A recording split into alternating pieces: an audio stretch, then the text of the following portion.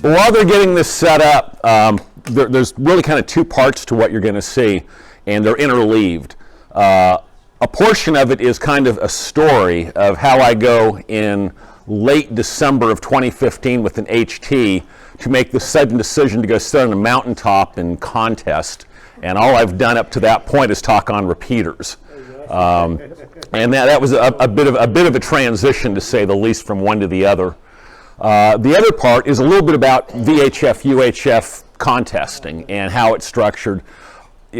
I suspect most of you have been around long enough, you've read something about it, you know something about it. So if I'm dragging you back through the mud a little bit, be patient, because there might be a few people here who don't know much about it. All right, so as it says on the bottom there, ham radio meets Mad Max, Boo Boo Bear, Bubba Gump, and it's a bit of a story of a creation, which is the vehicle, and an experience, which is going from being a complete newbie to ham radio to reasonably successful contesting in a very small pond, which is FM.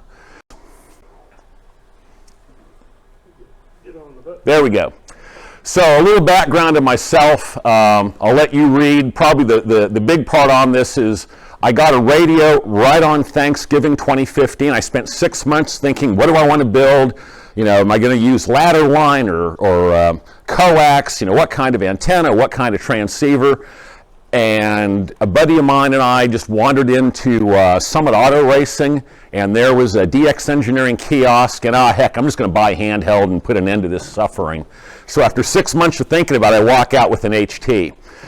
A couple weeks later, after doing a whole bunch of stuff on repeaters, I decide, hey, this contesting stuff sounds like fun, and there's a contest in January. It's VHF UHF. Looks interesting. I think I'll enter it. So then I have to build a contest station in 6 weeks, not knowing much of anything about amateur radio. Pause. There we go. We got it. Okay. Next. Will the beam topple? No. It will not fall over. So what is VHF UHF contesting all about? Well, it's all the high bands, obviously, and like you'd imagine, with this VHF UHF work, the higher the frequency, the more points you score, because it gets to be a lot harder, and it goes all the way up to laser light. You run all modes, and propagation's kind of limited. It can be difficult to get a signal a long distance, especially with higher and higher frequencies. I would also extend that to FM, where you're taking all of your energy and spewing it over a fairly wide piece of bandwidth. And you basically never get any kind of E-skip or tropo with that. It's exceptionally rare. So it's fundamentally line of sight and then diffraction over ridge lines that get your signals out there. You also score based on grid squares, which is a little bit different. And then every band you work in each grid square is a multiplier. So you want to have as many bands as you're allowed to have, work a station as many times as you can in that grid square, and then go on to the next grid square or work more stations. And that's how you tend to generate your points, is lots of bands of contact in multiple grid squares. You also have these things called rovers, and they drive all around, and every time they enter a new grid square, they can talk to all the same people over again and get points for that. And they're really wonderful to work. It's not that talking to a rover gets you more points, but they tend to get you a lot of grids. They publish where they're going to be. They tend to park on high spots, so you know where they're at. You point your beams at them, and you make points with them pretty quickly. They also tend to be very professional operators, so you'll knock through 4 bands in under a minute, maybe 30 seconds, and then you go on to the next station. It's really wonderful. It's great for the skills if you're a newbie, because they're so quick. It's difficult to keep up with them. The other thing they'll do is they'll find a grid square corner, and they'll actually work all 4 grids within maybe an hour or two from that grid corner. There are groups of them that will circle grid corners, and that's been banned because they'd rack up millions of points doing that. So there's real limitations on that because it's kind of unfair to everybody else. But these guys make all the difference in the world. Next slide, please. So categories, bands, modes, points. There's a whole bunch of stuff going on here. You can see all the frequencies across to the right as you're facing it. The modes, you notice the modes all score the same. They're all 1 point, so it's not like you get more points for CW than you do for phone or for digital. There's power limitations. And I marked in green the categories, in this case single operator, FM, 3-band, portable, and limited rover, that are fairly low bars for entry. So if you were ever interested in trying this, those are really the places to look. And I'd say that if you're looking for the smallest pond to compete in, that would be the one that I chose, which is FM. Very few people doing it, and it's, I hate to say it, kind of easy to do well. I don't always win, but it's really kind of interesting. The guy that's only been on the radio for a few months, within 6 months, can be running real high scores and winning this stuff. Power levels are all over the place. During the June contest, which is the one where I go work with a multi-operator station, W4IY, that is an unlimited station. And so we'll run legal power on as many bands as they choose to bring. And interestingly, they also set up on Flagpole Mound in Central Virginia, which is one of the spots I like to work from in the FM contest, up at about 4,000 feet. Great bunch of dudes. They've been working up there for almost 30 years. And so that's my annual immersion in Elmering for a solid week with 20 guys that really know their stuff. Next slide, please. So why did I choose to do this? Well, for me personally, it's more fun if you stand a chance of doing well. If I decided to jump into HF, you need a lot of money, you need a lot of skill, you need the perfect location, you need a lot of experience. That's simply not going to happen. I live in a hole. I'm surrounded by hills and McMansions, and that would be absolutely no fun. So I looked at different categories to get into, and the one that struck me as maybe the one that I could actually achieve as a new guy that only owned an HT was, well, FM. And there's not a lot of entrance. Line of sight is king. Altitude matters a lot. I know how to do that. And it's kind of easy to put the station together. You have to pay attention to basics. You want really low loss cabling. You want a decent receiver. You want to be reasonably good at your logging, but you're not working like 100 Qs an hour. You're working more like 10 or 15 an hour at best. So there's a lot of room to gain experience in that. So I decided to jump into the FM category. The one big thing was that propagation is kind of a regional equalizer. The people who have been winning in this category tend to be up in New York State. And in January, which was the chosen contest for me to take part in the first time, I knew that they couldn't get to high altitude because of snow, and I knew that I could. Because every year I've driven to the top of Flagpole Mound with my jeeping buddies, got it in the bag, easy to camp up there, life is good. Next slide. So the next step was to analyze scores, taking kind of an engineering approach to this. What do I have to accomplish to do well? So looked at historic scores, and again, I'm looking at the 2016 contest in January, and figured to score the top three, I just needed 100 Qs and 15 to 20 multipliers. So with that as a target, then I started analyzing locations. Next slide. Or actually looking at capabilities, I should say. So I used a link margin calculator to figure out just how far I'd be able to transmit with a reasonably simple station. Gain, gain, gain. The bigger the antenna, the better you're going to do. There's a limit to what you can handle, but that works both on the receive and the transmit side to improve things. So that was number one. So some nice Cushcraft beams were up front. Did some reasonable estimates of losses. Power level is limited. And came out with a range on 2 meters of about 125 miles and 432, or in this case 446, which is the FM calling frequency, of about 70 miles. Then it was time to sit down and look at radios, equipment, and possible locations to work from. Next slide. Okay. So I did an analysis then, did some web searches on popular locations for rovers, because rovers like to drive to altitude. And I looked at all these locations where either rovers operated from or where I knew I could get altitude. Laid down, I won't say hundreds, but dozens of bearing lines off of these, and then looked at elevation profiles to population centers to figure out which of these sites would do the best job. And as I had kind of expected from off-roading experience, flagpole mound was the one that really looked the best out of the group. This outer ring here represents that 125-mile range, and then the inner ring represents a 70-mile range. That let me get some estimates then on high confidence grid squares, multipliers I could reach with each band, and then low confidence. And that gave me an idea that I probably could get my goal of 15 to 20 multipliers. And how can you not get 100 QSOs on FM? Every amateur in the world has an FM radio. Don't you all listen to FM all the time when you're just hanging around the house, driving in the car?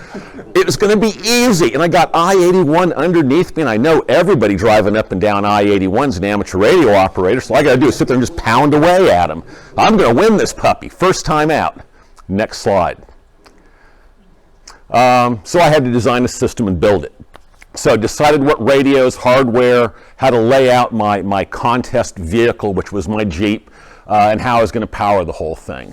And so now I had an idea of what I had to buy, what I had to build. Next slide.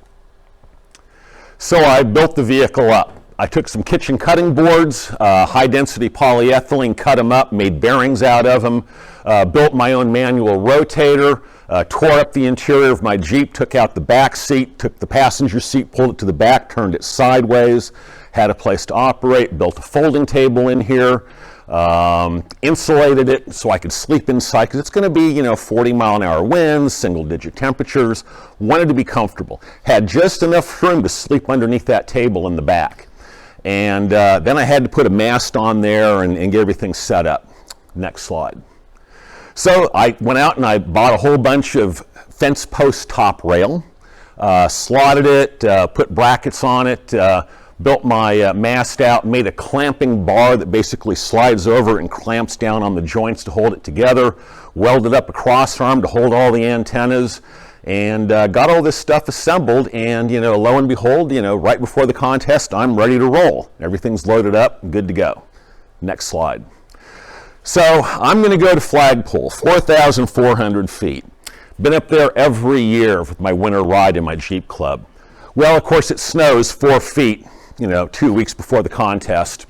I hit the trail, and I got chains, I got 35-inch tires, I got lockers, I got skills. I'm not afraid of this. I'm going down the trail to work my way to Flagpole, and what's coming up the other direction but a Samurai, little Suzuki Samurais with 1-ton truck axles, 44-inch tires, chains on all four, and there's 2 more behind him, and they couldn't get into Flagpole. It's like, okay, this is not going to work. There's no way I'm getting in there if these guys can't. And they were fully caged out and crazy. They had all the Flaming Skull t-shirts on. You knew they were serious. So I got stuck at about 3,600 feet with only a 120-degree field of regard, meaning I couldn't get to DC. And to get down to I-81, I had to diffract a signal over a ridge line, and then to get into the Central Valley, or to get past the Central Valley of the Blue Ridge, I had to go over the front range of the Blue Ridge that was co-altitude with me. This was not going to work well. However, as it turned out, you go on to the next slide there, the setup wasn't all that bad. The mast folds over the top. In this case, the way you raise that mast is you stand on the bucket, you climb on the hood, you put the mast on your shoulder, and you walk it back until it's upright. And that works real good in the driveway at home and here on a nice dry day. However, when I went to go tear this thing down, it had been raining and snowing and icing a little bit, and that gets real scary. You got about 120 pounds on your shoulder, and you're going to step off the roof and go down about 2 feet onto the slick hood and try and balance this. Lesson learned, that wasn't a real good idea. I didn't drop it, thank goodness. But there I have my Omni antenna in the middle, a little X30 diamond, a couple Cushcraft beams, and Happy Camper.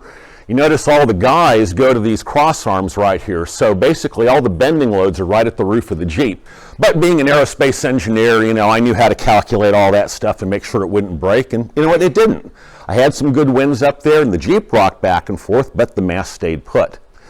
Next slide. So, number one, everything seemed to actually work okay. I did a couple 160-mile QSOs down into North Carolina, which is about the only place I could see more than about 30 miles. I did talk to like 100 people. There were a bunch of hams out there. I could only convince 11 of them to submit a log sheet. And oh my gosh, don't these people know how to do log sheets? Well, no, they just didn't want to do them.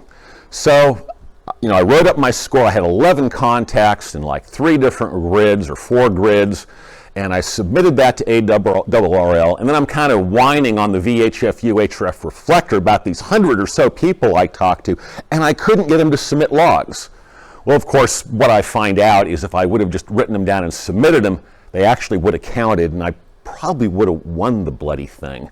But instead, my score was 75 instead of like, 1,500 or something like that.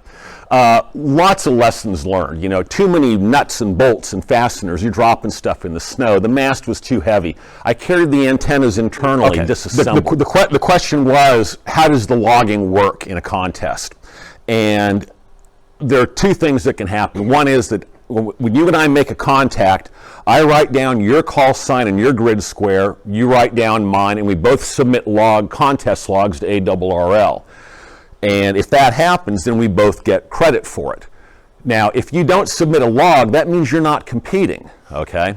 Now, if I write down your call sign and your grid square, and I write it down correctly, you're what's called a unique. If I'm the only person that talked to you at all during the contest, I still get credit for that contact.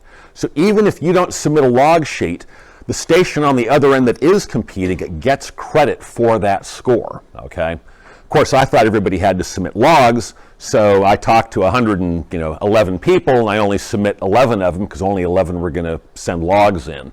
So I really shot myself in the foot during the contest. Okay, next slide. So I decided to rebuild this thing, and first thing is I need a winch to raise the mast. I want this whole thing to fold up. I want minimum fasteners. Next slide. So the September contest, made it to flagpole, black bears up there, and as it turned out, every time I would go to the latrine, Boo Boo would go use it too. And that got a little weird at 3 o'clock in the morning because you're just not quite sure where he's at. And this went on the whole weekend. But the contest went wonderfully. And around 2 o'clock in the afternoon or so on Sunday, Boo Boo! You can sit right here. Okay. So around 2 o'clock in the afternoon on Sunday, something smells bad. Now, bears smell bad. And you could tell when Boo Boo was hanging out because you could smell him. But he was smelling really awful on Sunday. And it kept getting worse and worse and worse. And by 7:30, it's just super rank. My lungs are burning. It hurts to breathe. Where the heck is this thing? And then it strikes me. That's not the bear. That's a sulfur odor, but those are one of my deep cycle batteries blowing up on me. And it was pumping hydrogen sulfide gas into the cab of the vehicle. So you notice the hatch is open back here. I had both doors open. And I had one more scheduled contact to make, and that was with K8 GPR, one of the rovers. And I knew we'd run all 4 bands, snap, snap, snap, and I was out of there. And so I hung out, and I'm coughing and hacking. Finally, we make good comms, and I like instantly shut down, dive out of the vehicle, breathe a little bit, and then start ripping the batteries out and set them down. I finally shut down, pack up, and get to a hotel about 3 o'clock in the morning. But it turned out to have been a really good contest. Went super good. Next slide.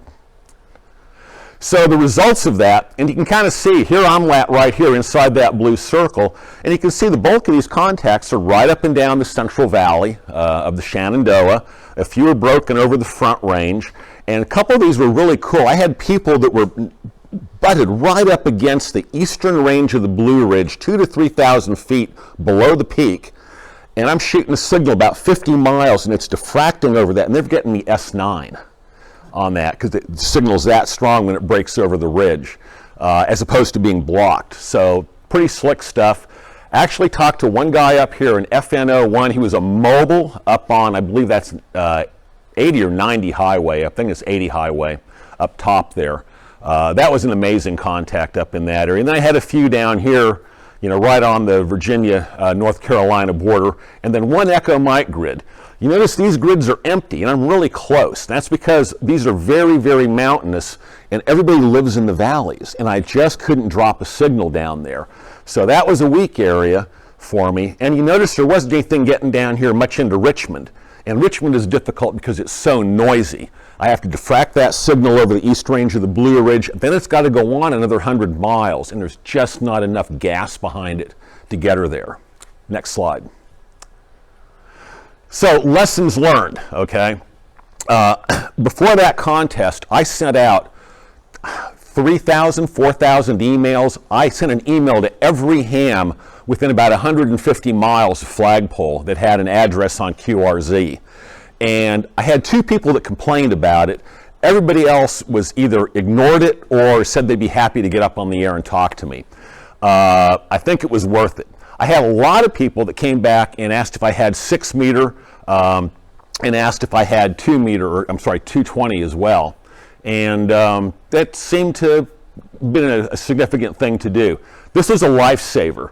When I dropped that cell on the battery, if I hadn't had this battery booster, I would have been down to about 10 volts, and that would have been the end of the contest. And that battery booster sucked every amp it could out of the remaining good cells of that battery and kept me on the air that last, I'm going to guess it was 6 or 8 hours that kept me rolling. One thing I didn't like is I slept in the back of the Jeep. I didn't mention it, but I had lightning coming in every night. And so I was watching as best I could. My wife would text me because she was watching the lightning maps. Hey, there's lightning 30, 40 miles away. I could usually see it. And I'd shut down, fold the mast down, and scoot into a tree line. And it takes about an hour to tear the thing down and set it up again. So when I shut down Saturday night, I shut down around midnight, got to the tree line about 2 a.m., tried to get up at 4 a.m. then to be back on the air before there was any, before I'd miss whatever ducting might show up in the early morning. So very little sleep. It was really ugly to sleep in the back of the Jeep again. So I decided I need some better place to sleep, and I'd fix that for later on. Next slide. So in getting ready for the next January contest, decided to do some testing. Okay, I'm going to get a 6 meter antenna on there. So I bought this nice 12-foot boom, 10-foot element Cushcraft beam, got it all set up, put it up on the Jeep, drove up to Flagpole with a buddy. I took my old mast that was just guyed to itself. We put the beam on that, and it was really windy. We actually had some straight line winds that were pushing about 40 miles an hour, but hey, I've had this mast up in the air in 50-mile-an-hour winds, no big deal. But I didn't have this monster 6 meter beam up there. And as I brought the mast up in the air, I got about 45 degrees, the wind grabbed it. And because it's pivoted like this, when it's leaned over, it can spin. And so the wind grabbed it and tried to spin it off the Jeep. And of course, I'm holding it, and it took me with it. And fortunately, the wind stopped. It didn't pull me off the rig, but it was pretty scary. When I went to go set it back down, the other guy that was with me hopped up on the roof and tried to give me a hand. We had another gust that hit that was even stronger. And if he wasn't 100 pounds heavier than me, we both would have gone over the side of the vehicle with the mast. So I ended up cutting down the mast and eventually making it smaller. I also discovered the 6 meter used radio I got was totally deaf on 6 meters. It had apparently been struck by lightning. When the mast was folded down, I hooked up the antenna and had the beam horizontal with the elements vertical with the mast folded down. People heard me all over the place, but I couldn't hear them. Now, fortunately, my buddy had a 6 meter rig, so he heard, half dozen stations, a dozen stations trying to call back to me, and I couldn't hear them at all. Well, that indicated that even with the antenna, really, the elements were only 3 inches off the ground, and it was pointing to the north. And he's hearing people to the west, to the east, to the south. This is probably going to work out pretty good eventually. Next slide. So I need to build a new mast. I need to stack all these antennas up. I need to make sure that they don't sit inside their capture area. If you think about a beam antenna, it's going to have a kind of an oval shape around it, which is the area of energy that beam captures. And if one antenna sits inside the capture area of another, it'll spoil the pattern. It'll distort it one way or another. So it's very important that you lay out your beams so they don't sit in each side of each capture area. For example, a 2-meter antenna is resonant with a 6-meter because, well, it's 1/3 the wavelength, okay? Likewise, 70 centimeter and 220 will do the same thing. They're about 1/3 off as well. So you want to make sure you position these things correctly. Then you have to weight balance them side to side. And as I would learn later, it's kind of important to do an aerodynamic balance on top of that. That comes later, another lesson learned. But Directive Systems Engineering has a fantastic article on their website in their text section on how to do the stacking. It's laid out for H-pole antennas, and they'll put everything from 5 gigahertz down to 6 meter on a single 14-foot mast. And they'll do it without blocking each other's capture area. It's really a great paper to read if you're interested in VHF, UHF. Next slide. So I go and rebuild the mast. Now it's aluminum tubing, it's got a winch. I put a roll cage on the back half of the Jeep. I have these fold-out outriggers with lines that go up to the mast, so when I raise it, the mast can't move laterally. You can see here the lines going up to the top, and when it's folded down, they're also attached. So when you raise the mast, it's very stable. The wind can't swing it. And it looks exactly like a shrimp boat.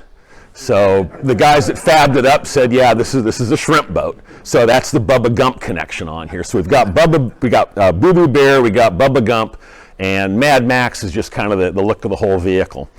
I went up to a place called Reddish Knob. It's about 4,600 feet. And it's a beautiful bald knob. This is January. The first day, I had a real heavy cloud layer underneath me. And I had no trouble going out 200, 235 miles on a regular basis. However, it was misting all day long. And as the temperature got lower and lower, everything started to ice. And this is an asphalt pad up top. There's no place to camp. It is just a knob with an asphalt pad, and then the road loops around it. Not only is there no place to camp, there's no place for privacy up there, which is the second problem, which we won't go into. So I'm not camping. I'm going to go take a hotel room. And it's about an hour drive to get down out of there. So an hour to strike the system and an hour drive to a hotel. No big deal. However, when it started to ice, I knew I wouldn't be able to get down off the mountain. So as soon as it started to freeze, I had to shut down. That meant I only operated 7 hours on Saturday and 9 hours on Sunday. 154 contacts, 31 multipliers, which is a record in the FM category, and a really darn good score, like the second or third highest ever recorded, 6,200 points. I had people calling other people to tell them to get up on the air because they're talking to some guy on FM 200 miles away. This is really cool. People in their QTHs left the shack, jumped in the mobile rig, and drove to Hilltops to make contact with me on 446, or 448 rather, because they couldn't do that from the house. I had people who were just driving in the area who talked to me, said, hey, do you need more grid squares? Where can I go? And I was telling them where to go to get on a hilltop to give me a new multiplier. What an amazing bunch of people that were out there. I ended up with like 3 captive rovers that were basically asking me where they could go next to help me out. It was fantastic, hence the 31 multipliers. There was a sad part to this, though. We'll get to that in a second. Next slide. The sad part was that I lost the log sheet. I'm logging by hand, and I left the log sheet behind. That was about 1,200 points that disappeared in the hotel room Saturday night. The other thing that happened is that, let's see, actually that's on the next, don't get to that one here. Actually, I lost this by 61 points. The guy up in New York that usually wins these things was on the air like 28 hours of the 33. I was on for 15. So his score was 61 points higher. It just really stank. Because if I had just spent 5 more minutes on the air, I would have won this thing. Which leads to the get N1MM, no more lost log sheets, and BIC, BIC, BIC, which most of you know what that means. Stay in the chair, okay? Next slide. So results were pretty darn good. 2 meter rocked 20, 1.25 meter or 220, did pretty darn well. Very quiet band, propagates as well or better than 2 meters does, but just not a lot of people have it. 6 meters was kind of disappointing. It didn't go that far, but it made quite a difference for me. I was glad I had it. Next slide. So the scores, here was the W2 EV out of Rochester, New York, and my score underneath it. If I had just stayed sitting there another 5 minutes, I would have had this thing. But Slacker. yeah, I know. Yeah, I was weak. It was fun. That was a heck of a lot of fun. And to come that close to someone who's won this thing almost every year, or every contest, was pretty thrilling. Next slide. So I decided to make some changes for September, and I make those changes, and I get in the contest, and I get to the end, and it's looking really good. This is this last September. 41 multipliers, another record, 7,300 points claimed, a record score. However, I made typing errors on N1MM. I put in O's for zeros a couple times. For some reason, the logging software I had reported the 7,300 points. ARRL said 7,800 was claimed. We're still trying to figure out why they think my claim score was higher than the one that I actually claimed. We think it has to do with my making sideband contacts as well as FM, because my beams are at 45 degrees and I can talk to anybody on either of the two modes if I want to. So we're going to work out what happened there. Not complaining about it. It was a stomping high score nonetheless. Fortunately, ARRL is not going to disqualify me. They will disqualify you if you have an error rate greater than like 2%. They have that option, and they know there was something not right here with the way this thing got logged up between what I reported and what they put in. So that's being resolved right now. But it was a fun time, a real fun time. And now I can sleep in the back of the Jeep. I put the radio gear on a rack. The table folds up. You can see in that top slide the seat actually folds up. And they got a sheet of plywood that I can lay down and sleep on top of. Nice and cozy and happy in there. Next slide. So I go to January, this last January, and the empire of noise strikes back. I couldn't get permission to operate at Flagpole or Reddish. It's in the middle of the National Radio Quiet Zone. So I went up into central Pennsylvania, and I went to a ski resort. And the rovers go up there all the time in January and September, but nobody goes up there they go up there all the time in June and September, but nobody goes up there in January because the parking lot is full. Well, I'm just going to pull in the parking lot at 5 a.m. when nobody's up there, and I'll set up, right? Well, what I discover is when I do my recon Friday night before the contest, it's full of noise. Ski lift motors, LED lights on the slopes, LED lights in the parking lot. Noise is S7. So I have to park below the top of the hill. I block everything to the north, and it feels bad. The wife rolls up Saturday afternoon, a couple hours after I was operating, and she said to me, "Honey, you're going to get skunked." She knew. She just looked at it, where I was, what was going on, and she was absolutely right. I had dozens of people lined up on another frequency with the controller who was handing them off to me, and I couldn't hear any of them. They all had me 20 over S9, 40 over S9. I couldn't hear a one of them. And so out of frustration, I just flipped the switch off and, okay, better luck next time.